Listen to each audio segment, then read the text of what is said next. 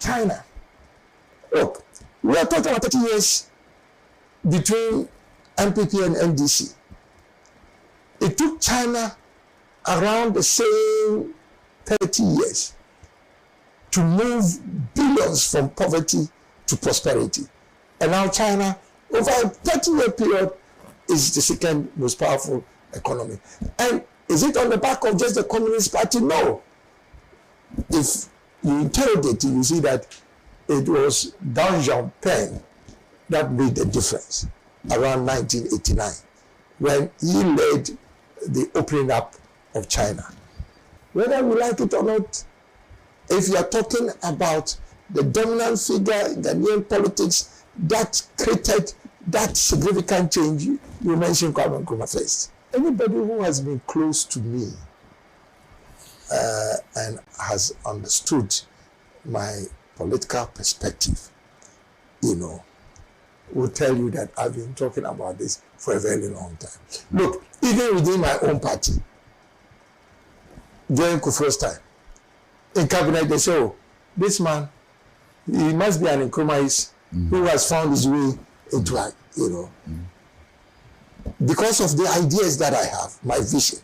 Election results have been declared, and there's the need for a runoff between the NDC and the NPP. Yeah. What would you do? Where would you stand? We'll cross that bridge when we get to the bridge. Yes.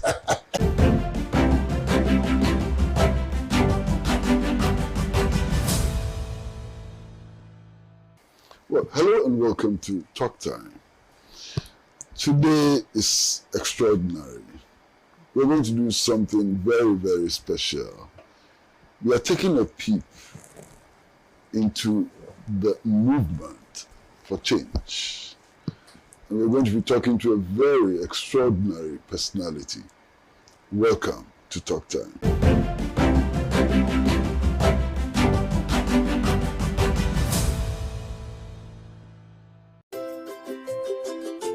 Trasacco Estates, home to Accra's most beautiful and luxurious homes, presents its newest addition, Trasacco Springs, a premium master planned community of service plots surrounded by an exhaustive list of amenities. The gated community of Tema to Accra Motorway presents you the finest opportunity to own a land that suits your preferred size, budget, and payment terms. Trasacco Springs is open to you for development. Our on-site sales executives are ready. Call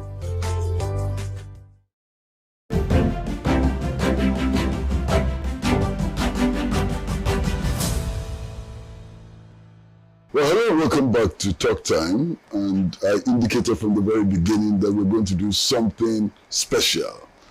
And we're going to be talking to an extraordinary personality. We're going to be looking at the movement for change. What is this movement? What are the possibilities open to this movement? How is this movement going to intervene in the affairs of Ghana and so on? And we are particularly privileged to have with us in the studio the man himself, Mr. Alan Kyerematen. Sir, you're welcome to the studio. Thank you very much, Kwesi. Yes, sir. Nice to see you. Pleased to meet you. Okay. Now, sir, this movement for change, yes, it's a movement, but what is it really? What are its objectives? What is it seeking to do? Thank you very much, Kwesi, for this opportunity to have this conversation. We've been talking over a long period of time, but I think it's appropriate that now we get into this conversation. The movement for change was launched on the basis of 4 dominant themes. First, there's absolutely no doubt that going around the country, from north to south, east and west, that the majority of Ghanaians are looking for change. I'm not sure that there needs to be a public debate on that. Mm-hmm. They are looking for change.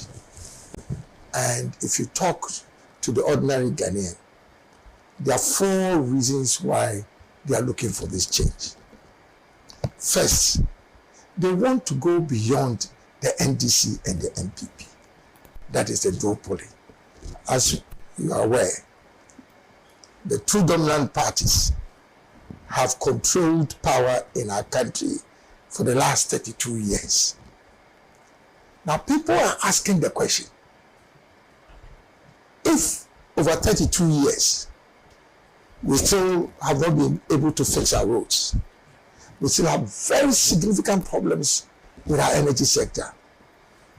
There are many households that have not seen or had water run through their pipes, for the last 5 decades. All over the country, when it rains, the nature of the floods are unbelievable.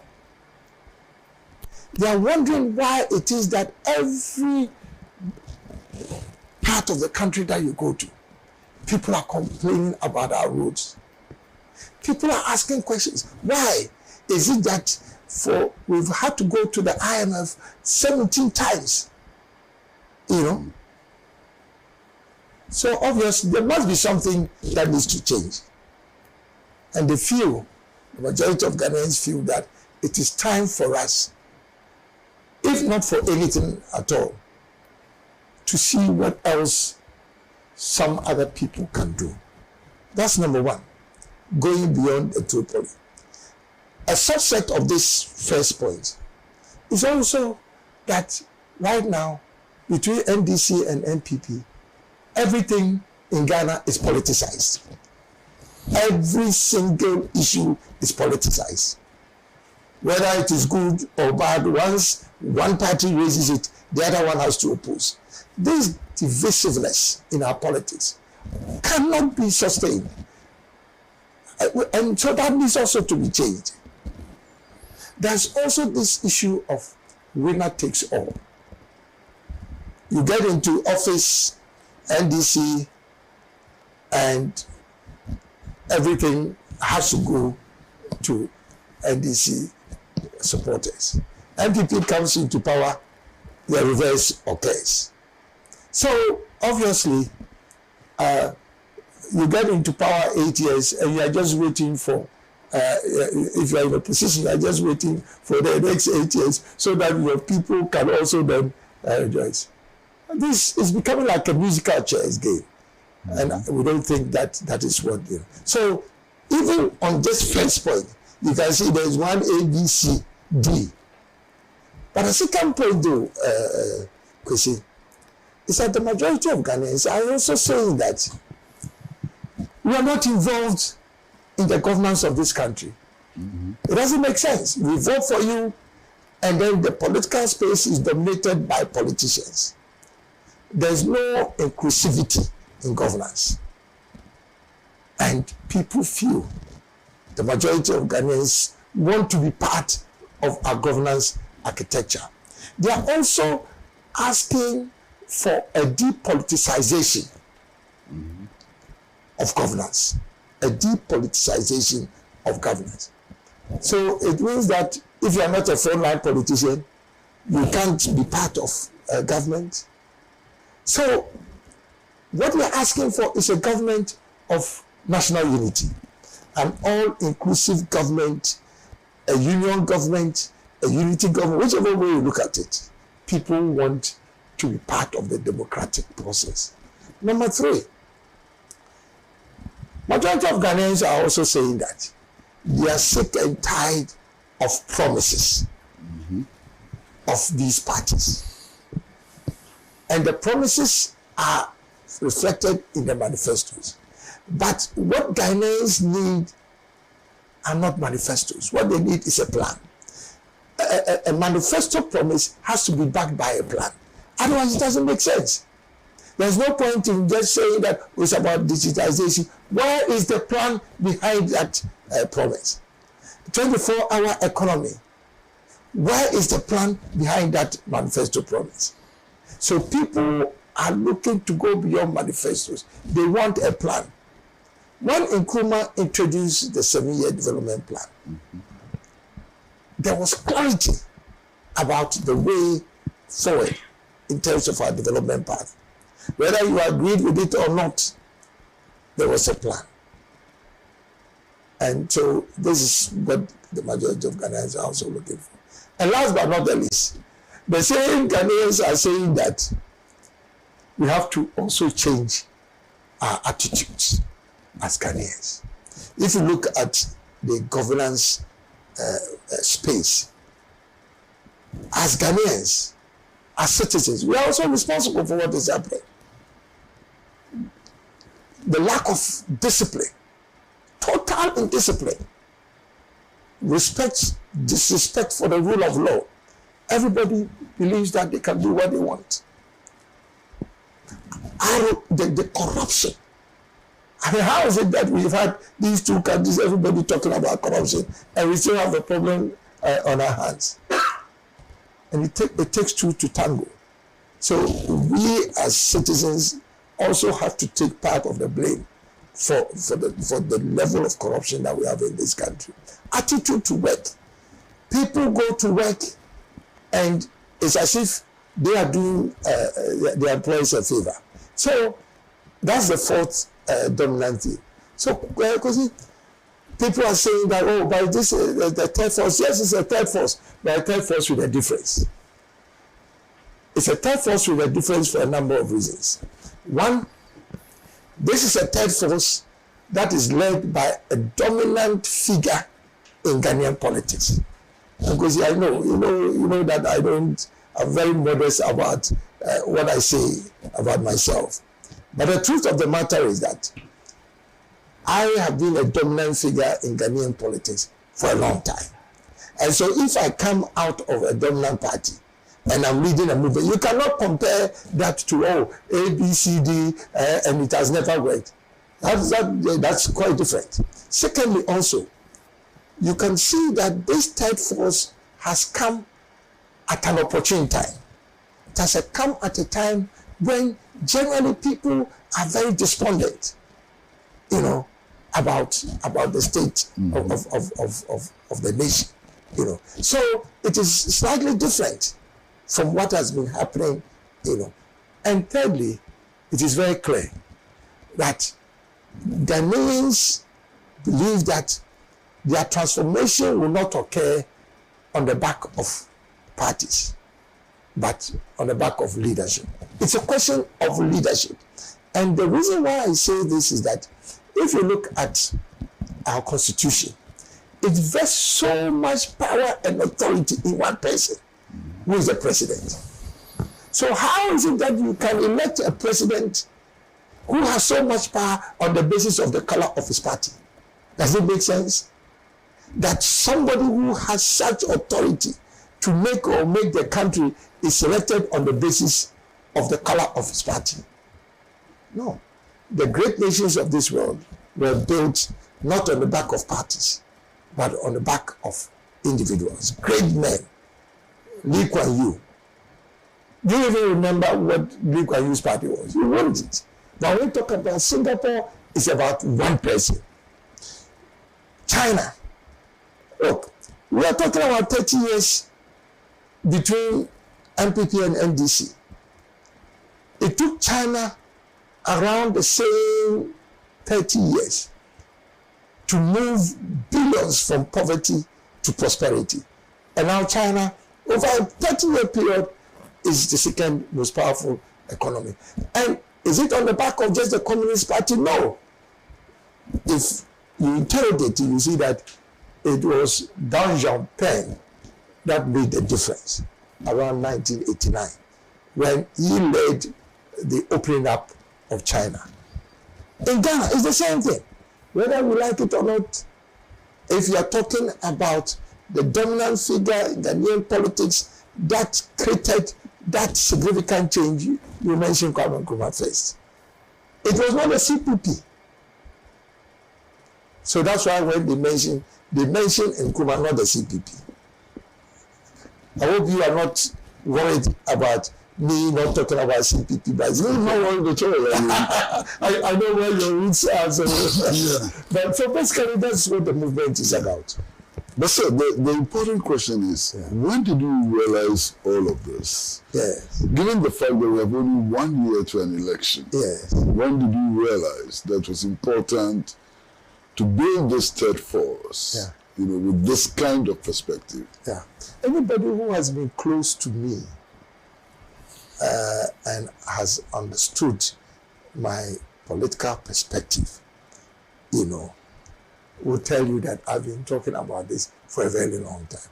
Look, even within my own party, during Kufuor's time, in cabinet, they say, oh, this man, he must be an Nkrumahis who has found his way into, because of the ideas that I have, my vision. Even Nana Kufuor's government, they say I'm NDC.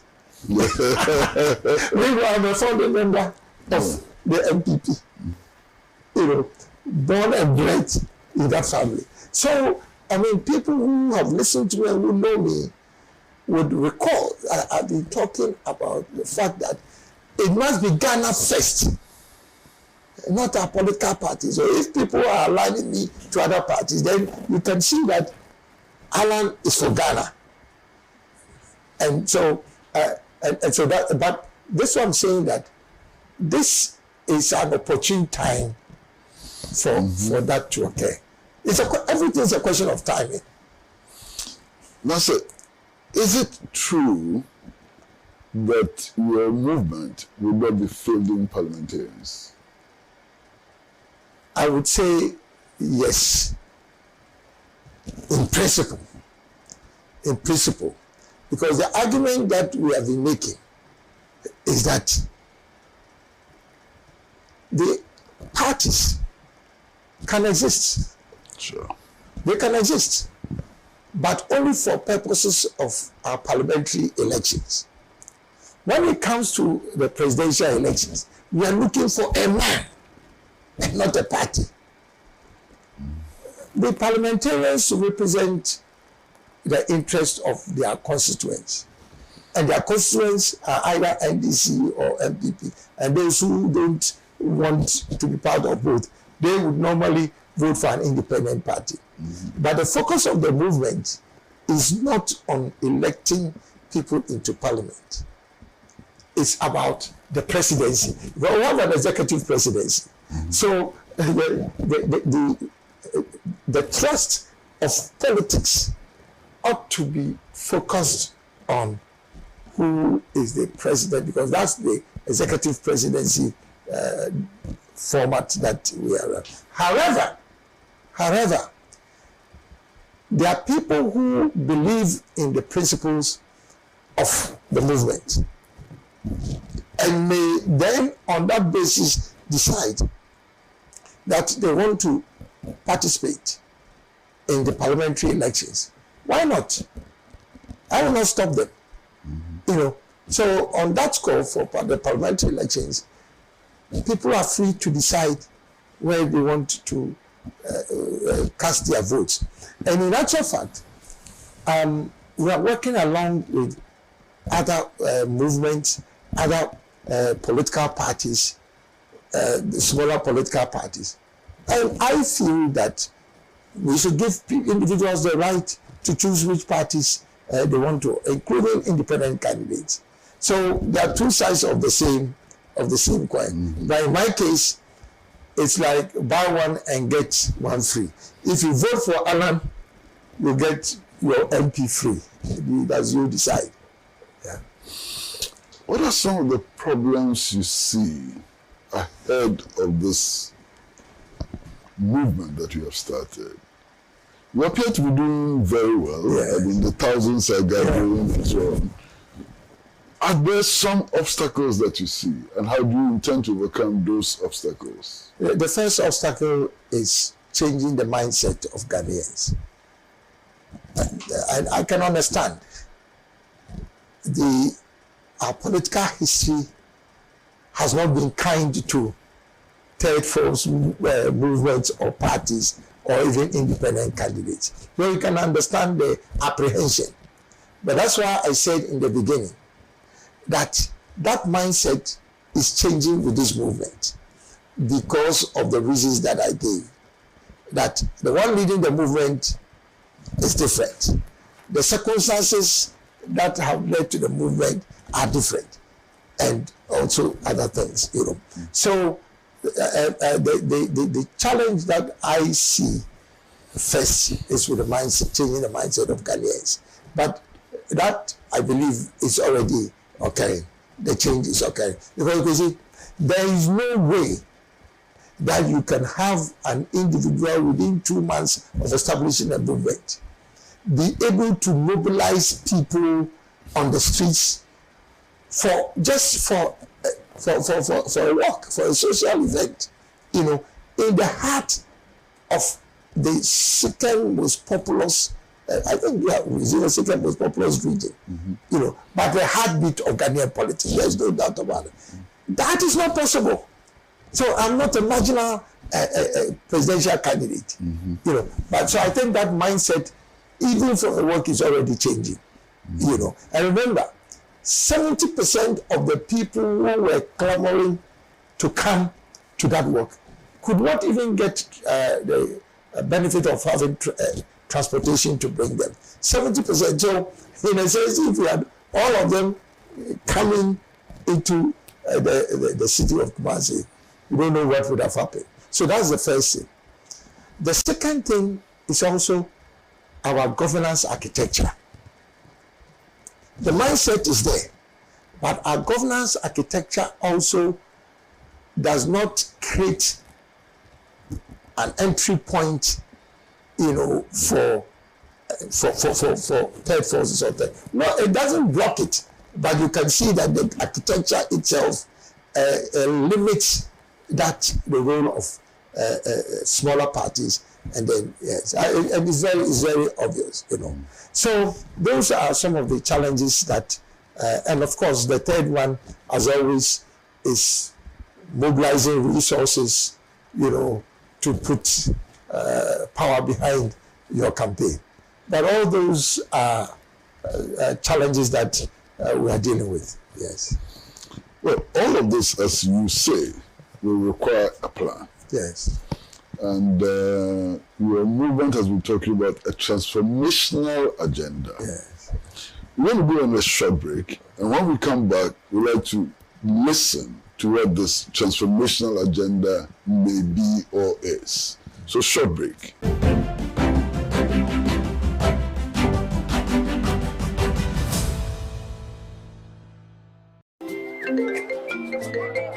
Hello, information. Madam, Me, I have still not got the money for that list of expensive building materials you sent to me. The price of the iron rods have been increased too much. Madam, relax. Look, that's not why I even called. I just visited IPCP, where the engineers told me everything about Trasacco fast floor. Chawako, please, those people are expensive. Are they not the people building those big houses in town? I beg don't catch them. Madam, in fact, I used to think the same until I visited their office today, and they gave me an estimate of how much it will cost. No, the estimate is free. It's cheaper than the one I even sent you. Wow. Building contractors, foremen, masons. Visit IPCP, the Trasacco Fast Floor. Engineers will assist you build an affordable, faster and stronger building. Oh, madam. It is done. Wow. Trasacco Fast Floor. Stronger, faster and affordable. This is a Trasacco construction product.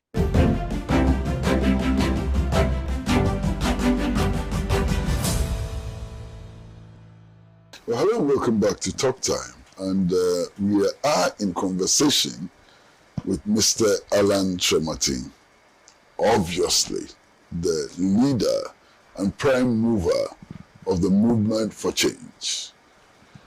Now, the movement and him have been talking about a transformational agenda. Now, sir, what is this transformational agenda? Very well. In every society, if you are looking for growth, you can have what is called incremental growth, or you can have what is called transformational change. The two are different. They are all changes.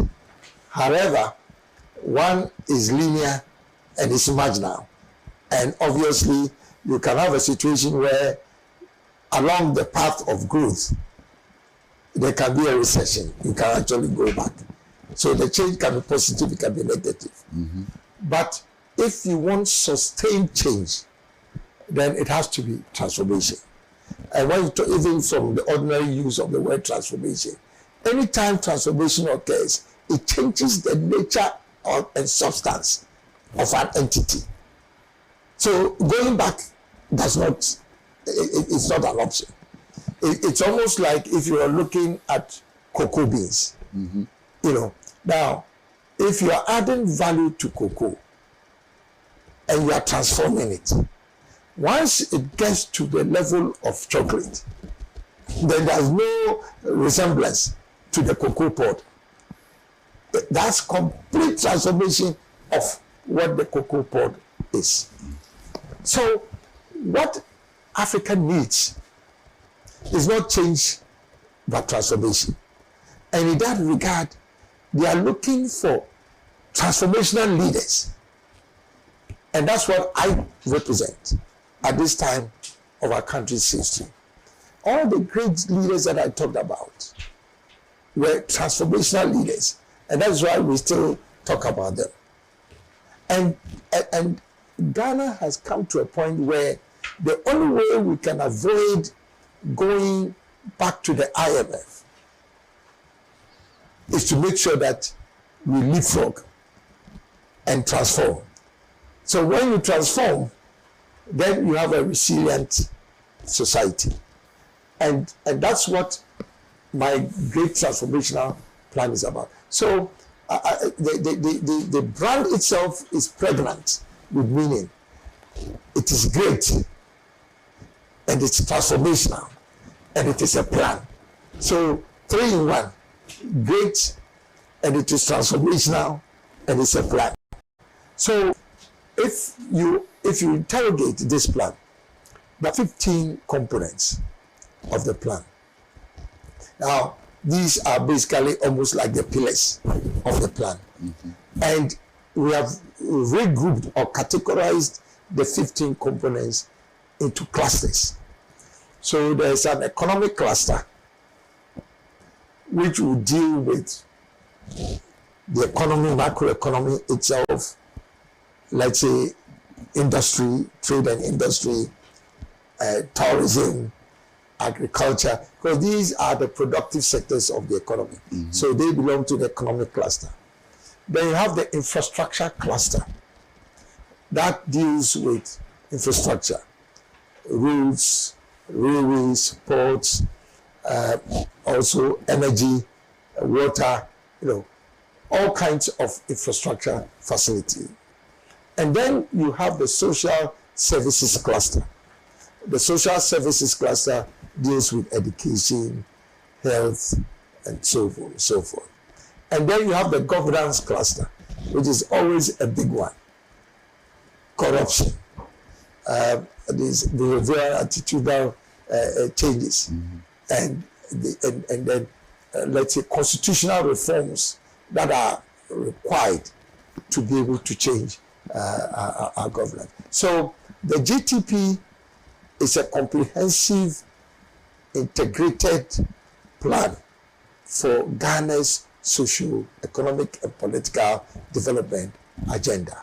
And if you have time to read it, you see that under each component in the cluster, there are very specific policy recommendations that are designed to address current challenges. So if you take the economic cluster and the macroeconomic sub-team in that one, and you take all the variables, let's say inflation, there are specific policy recommendations that will bring inflation down to single digit on a sustainable basis.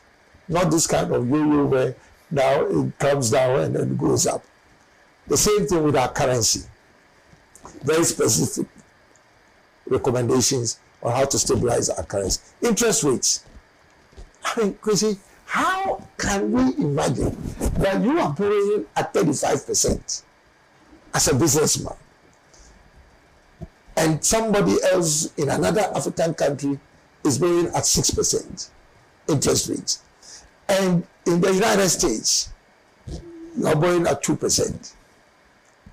And you are all competing in the global market. How can you survive? So again, there are prescriptions that will deal with that. There are prescriptions that will help us optimize our revenue. Because if you look at our GDP to revenue ratio, is one of the lowest, not only in Africa, but around the world. And we need to be able to, because if you don't have revenue, you cannot support development as a country.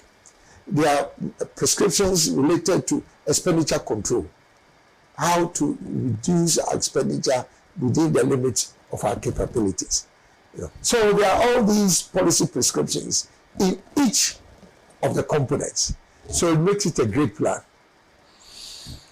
Can we take a look at some of the specific prescriptions for specific ailments? Yes. One of the key problems we have now is inflation. We recently went to 55% inflation. Now we're down to 44 thereabouts. What is your specific prescription for dealing with inflation? So if you look at inflation in Ghana, in the economics, there's what they call demand pool and cost pool inflation. Now, demand pool is where there's too much money chasing a few goods, and then that is able to kind of generate this inflation, because everybody wants to buy, and so prices don't go up. So that one is demand pool.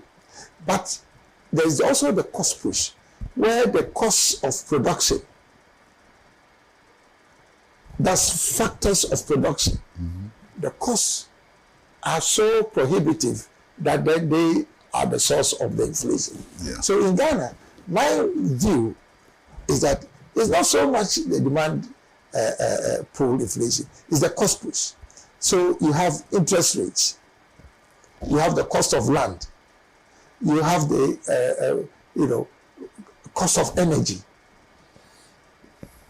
Everything that goes into production, has a higher. So the only way you can reduce this is to reduce the cost associated with this. So our prescriptions in terms of dealing with inflation, because it's cost push inflation, bring interest rates down. We have prescriptions that bring energy costs down, because that's a major cost. We have prescriptions. And then transportation costs. I mean, it's a major part of what we call food inflation. Because when people say, oh, but there's so much plantain being produced, so much tomatoes being produced, the cost of bringing that into major markets, are high. So our prescription basically also deals with how to reduce transport costs. So if you look at the basket of goods that are used to calculate inflation, our prescriptions are addressing each of those items in the basket of goods. So that's how we would deal with inflation. And if the people of Ghana give us the opportunity, or give me the opportunity to lead this process of transformation, I can assure you that inflation will not just come down into single digits, it will stay there. And one other fact is that inflation is also directly connected with your currency, because we are a highly import dependent economy. Literally everything is imported. So if you bring in goods, and because of the depreciation of your currency, the cost of those imported inputs are high, then there's what they call the pass-through effect of currency depreciation. Because of a weak currency, the cost of imported products are high. And because you have a highly import-dependent economy, that all your raw materials are imported, and the costs of your raw materials are high because of your weak currency, then obviously that leads to inflation. So you cannot deal with inflation without dealing with the stability of your currency. So we've also given prescriptions under that. So what about the debt overhang? Yes. They say that we are so heavily indebted. In fact, we are so bankrupt. What can we do to deal with this problem of debt? Yes. So what happens with debt? And that is borrowing, when you are borrowing. So as a government, you borrow from your domestic sources and you borrow from external sources. Now, if your revenue that is generated from taxes and other sources, if that is significantly below your expenditure, then it means that to be able to finance your expenditure, because you don't have revenue, you have to borrow, either from domestic or external sources. So let's say if you bring down to a domestic level, Kwesi, let's say you are paid, let's say 2,000 Ghana cedis a month. But meanwhile, your expenditure every month is 10,000. Now, for that expenditure to be financed, you have to borrow the difference between your income and then the expenditure. You have to borrow. There's no one. So if you continue living above your means, then it can only be financed by debt. And that's not sustainable because you don't have the revenue to close that gap. And then you'll be doing what they call deficit financing from month to month. The same analogy with government. So we don't have expenditure control measures that is aligned to our revenue base. So we are living above our means. We are living above our means. And when that occurs, you have to be able to borrow to fill the gap. So we are doing what is called deficit financing. But the problem with that is that if you continue doing that over a long period of time, then you have that debt overhang. And the moment you start creating that situation for yourself, then the people who you are borrowing from, particularly from the external sources, once they get a sense that you are unable to raise enough revenue to pay your debt, because if you borrow from me and you are not showing any signs that you can pay your debt, then you close the door. And then secondly also then that you have problems in terms of your own stability. So in the case of Ghana, exactly what has happened is the fact that we don't cut our cloth according, how do you say it? We don't cut our cloth, the cloth according to your size. Is that not how they say it? Yes. So this has been a problem, and it has been so endemic. So, for example, we have arrears. You commission projects, road projects, and when you commission a project, you have to pay for it. So if you don't pay your contractors, you are accumulating arrears, and the arrears also constitute debt. So it's like you owe the contractors. So that's debt. The national health insurance, your premium that you collect, which is your income, is unable to finance the cost of the delivery of the health services. So you owe the service providers. So you are owing everywhere. Now, if you start doing that, your economy will crash. And that's exactly what I did. So in our case, for example, we borrowed to the extent that it was clear that we would not be able to, let's say, pay our debts. Yeah.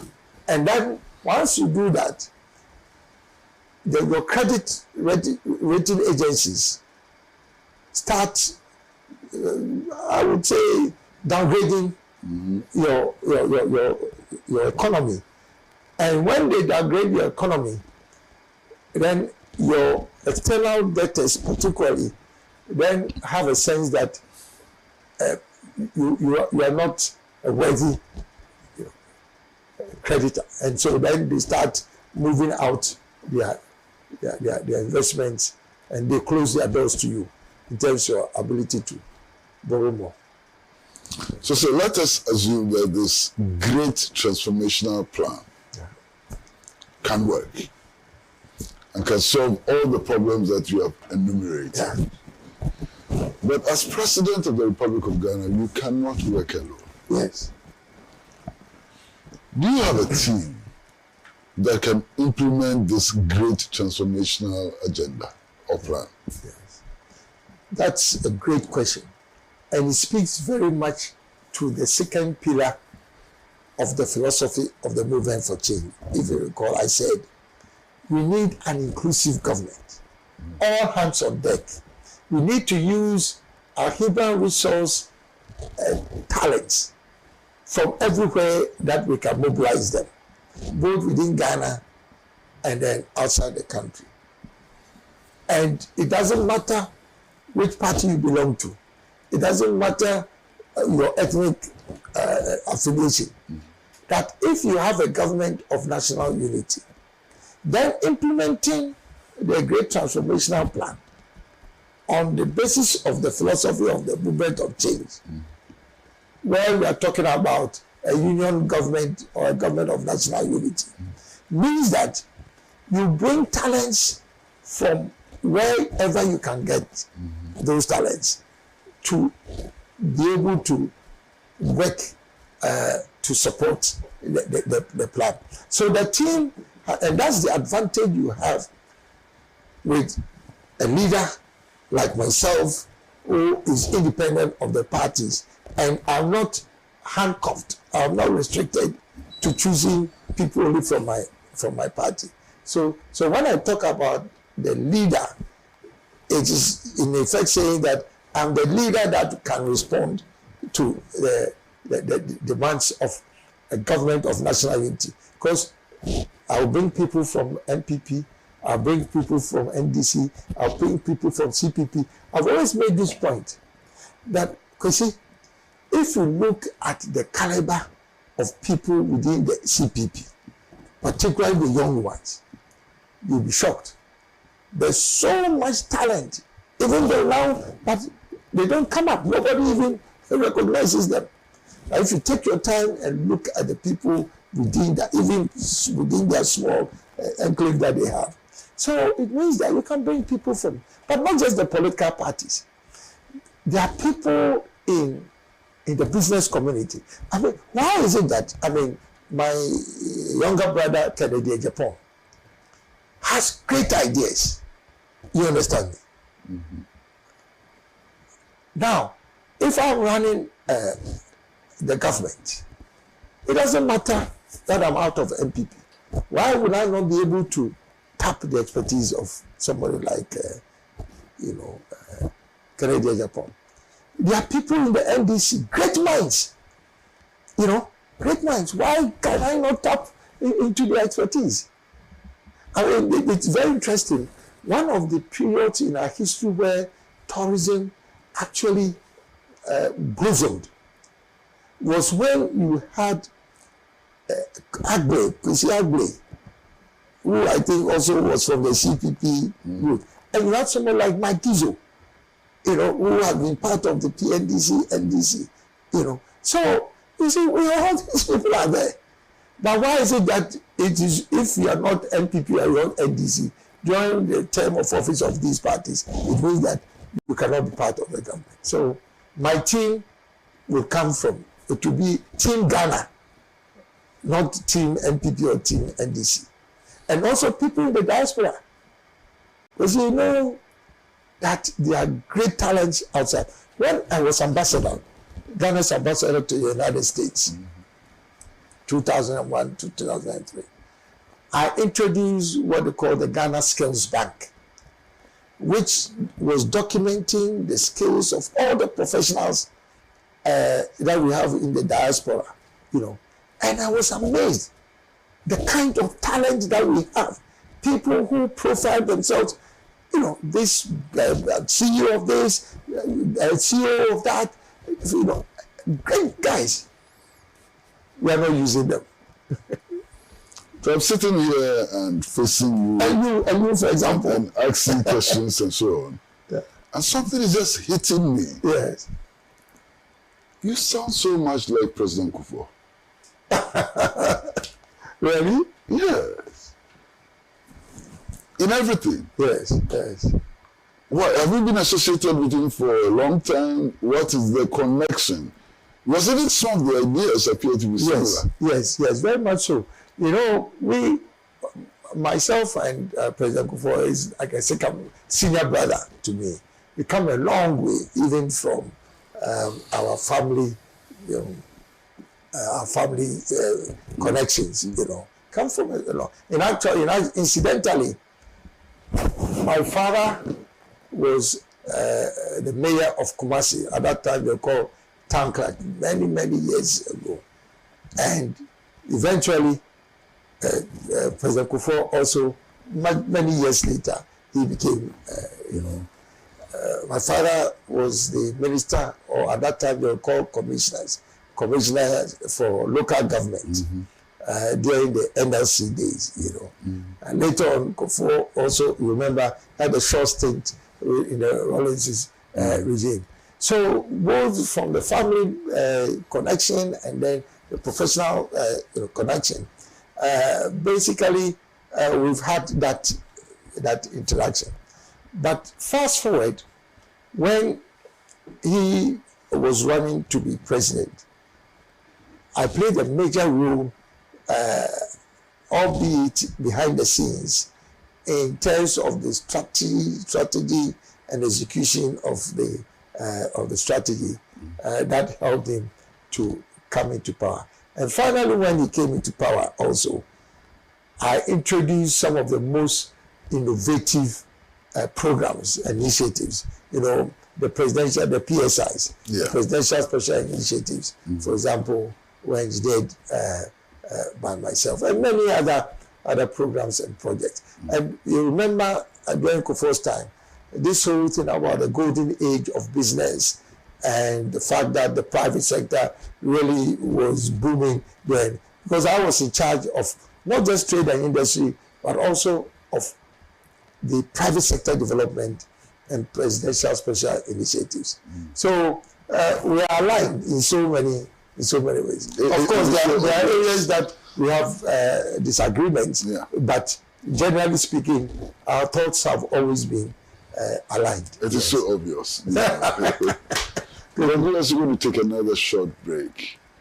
And when we come back, we'd like to dream a bit, to imagine the day after the elections. What will happen?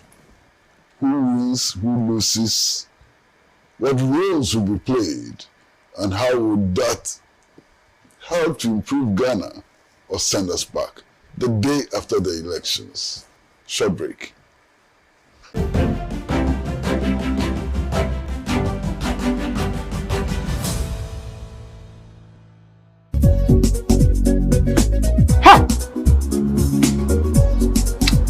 Okay, well, there's some local fast food.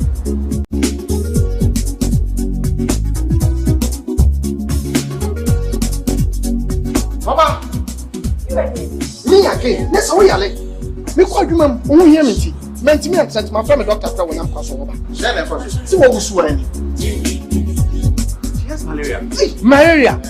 Oh, what they say, what the router? Me copy the absences. A drone, a friend, router mix. Yeah, come and ready a draw. And running some calf trap, and the draw Kuapaso body assay. Wabo Ruta mixture, Abaso, Ruta natural products, and one Ruta mixture, ya you could see a treat, Ruta tonic, and the Ruta life one, and who if Phoenix like the bunny, if in the podium, that's a supporting immune system, Ruta de, Obiasia, FDA, and the drinking crap to your.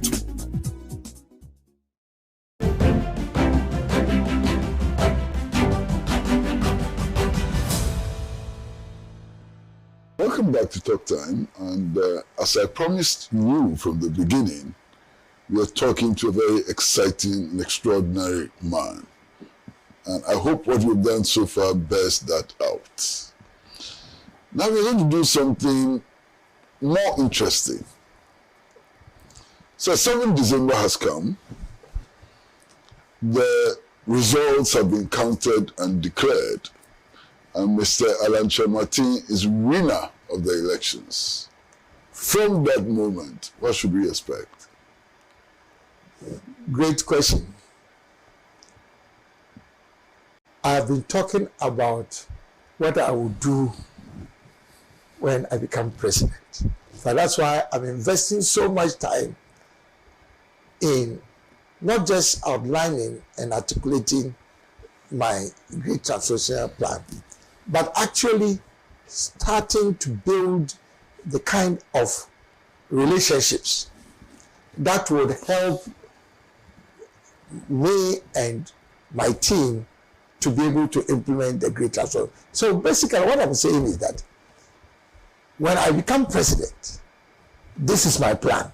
It's detailed enough to allow me to hit the ground running right from the beginning. And I'm also building the relationships that will help me carry out the plan. So, for example, I've had extensive discussions with the private sector, not just to dump the GTP on them, but try and solicit their inputs so that when December 7th comes, and by the grace of God, people of Ghana vest me with the honor of leading them, then already we know what we are doing. I've had interactions with the CS of civil society. We had a great, fantastic meeting. I'm going to meet with the media, with the media. And then also I'm going to meet with the traditional authorities, with the labor unions. So all the key stakeholders that have a role to play in implementing the GTP. So on the 7th of December, just to respond to your question, if I'm president, then we hit the ground running, because already we have negotiated. It's almost like a citizen's contract between the movement and then the people who have voted me into power. So that's exactly what is going to happen. That's what is going to happen. That's if on the 7th of December I'm declared the winner of the general election. Now, even at the risk of sounding immodest or boastful, even at the risk of sounding, I believe that by the grace of God, I will either be first or second. So the scenario that we are painting is that I'll still have a major role to play in making sure that the transformation that I'm speaking about, the trust of what I'm seeking to do is transformation. Just to make it very clear. If there's anything you want to remember about what I want to leave as a legacy, is a transformed, modernized, prosperous nation which provides equal opportunity to all, particularly the youth and women of our country. So this is a difficult one. Results have been declared by the Electoral Commission. There's evidence that you won, but somebody else has been declared as the winner. What should we expect? Like you said, it's a difficult one. Yes. It is evident that I won. but somebody else has been declared as the winner.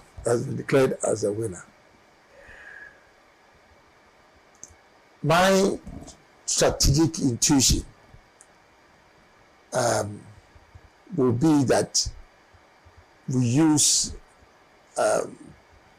the system of justice that is available to us, and which I have a lot of confidence in, to interrogate the matter. And as a lawyer, I respect the administration of justice, and I would, in those circumstances, like to submit myself to the direction of our courts. And in that respect, it's based on evidence. It's not a question of saying that I have won, somebody has been declared. So where is my evidence? I have to be able to produce the evidence before the courts of law and allow the system of justice to make a declaration on that basis. That's how, just from my own, just off the top of my head. Okay. That's what I would do. Yeah. So here's another scenario. Election results have been declared, and there's the need for a runoff between the NDC and the NPP. Yeah. What would you do? Where would you stand? Yeah. Because it's a hypothetical question, because I said I will either be first or second. Yes. But obviously, yes. So it's a hypothetical question, exactly. So it can occur. We'll cross that bridge when we get to the bridge. Yes. But that should be a difficult one for you, should it?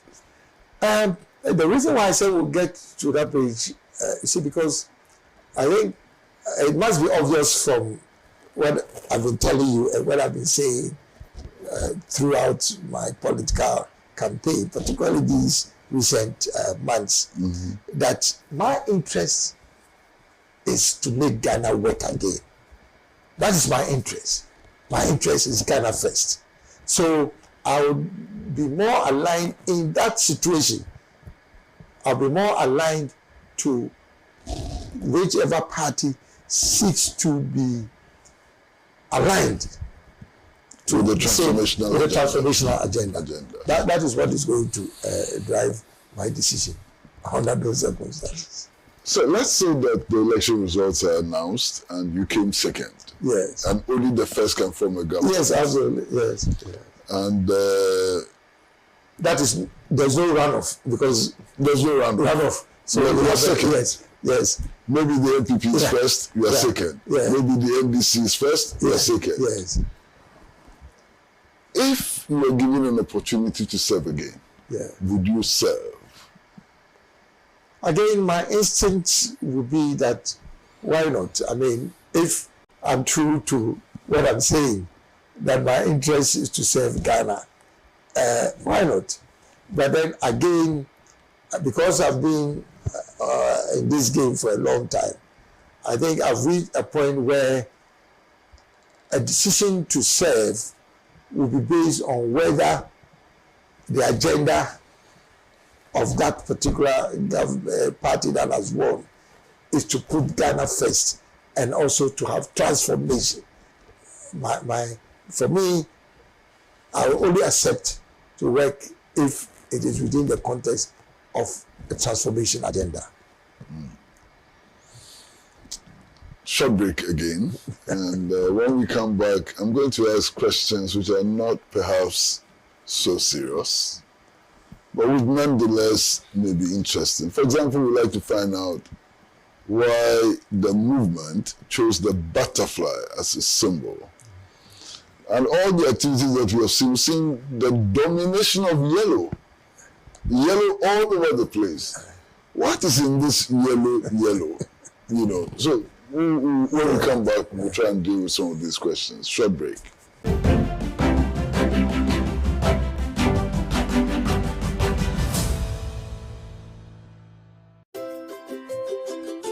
Transako Estates, home to Accra's most beautiful and luxurious homes, presents its newest addition, Transako Springs, a premium master planned community of service plots surrounded by an exhaustive list of amenities.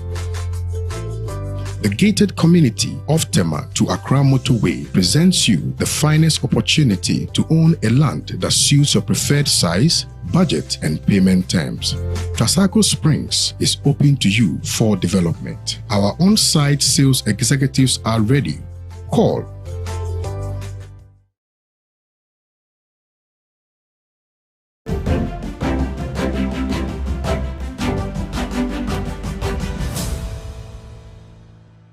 Welcome back to Talk Time. Now, sir, why the butterfly? Interesting question. Kwesi, for the last couple of minutes, we've been talking about transformation. And I was looking for a symbol that represents transformation. And I could not go beyond the butterfly. Because the butterfly, if you read up on it, the butterfly is a symbol not just for change, but for transformation. Because if you track the evolution, the genetic evolution of a butterfly, where it starts from, from the live caterpillar to, to its final stage of a butterfly, you would understand why it is the greatest symbol of transformation, where it starts from and where it finally lands at a butterfly. But it's also a symbol of hope, of strength, of endurance, because the process through which that becomes a butterfly is a symbol of endurance. And so that's why we chose that. And also there's a certain sense of elegance and beauty associated with butterfly. And we actually also chose the monarch butterfly, which is the king of kings within butterflies, and could be assumed to be the best reflection of what a butterfly stands for. That's the monarch butterfly. What about its role in pollination? That is probably even more important. The role, you see, so if you look at even human survival and the role that you just talked about, pollination, in terms of food, in terms of, it is so extensive if you read about it, So I'm very pleased that we chose the butterfly. Initially, people were making, little jokes about it. But now they are beginning, and I'm happy that you also talked about its role in pollination. Yes. So we are pleased that we chose the butterfly. Now, sir, your color is obviously yellow. Yeah. Is it yellow or gold? Gold and yellow and gold, yes. Because you are very smart, you are able to actually look at it with a perceptive eye. Is it gold or is it yellow? Yes. No, I saw the work in Kumasi and I saw gold or yellow all over the place. Yes. Why yellow? So why not red? So why not indigo? Yes. So it's gold, it's yellow, and black. The gold part of it basically represents Ghana and what we represent.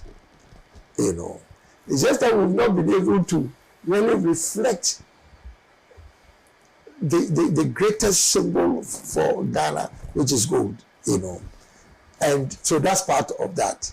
The yellow is also some shade of gold, but it stands for brightness, sunshine. Because frankly, they say men bow down to the rising sun and not to sunset.